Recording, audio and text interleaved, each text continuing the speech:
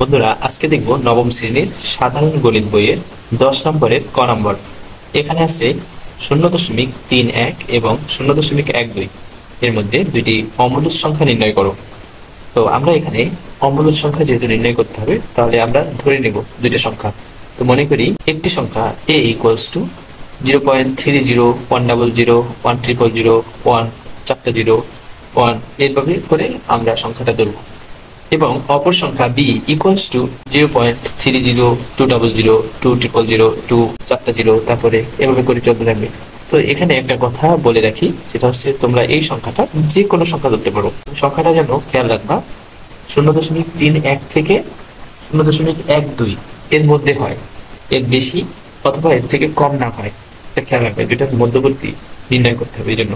তো এখানে দেখা যাচ্ছে যে এই দুইটাই বাস্তব সংখ্যা এবং উভয়ই 0.31 অপেক্ষা ছোট এবং 0.12 থেকে বড়।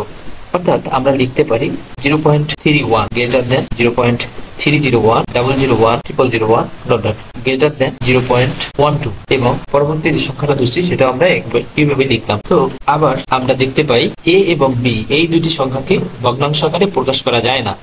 তাহলে আমরা বলতে পারি যে a এবং b যে সংখ্যা দুটি ধরেছি সেই সংখ্যা দুইটা 0.31 এবং 0.12 এর মাঝখানে অবস্থিত।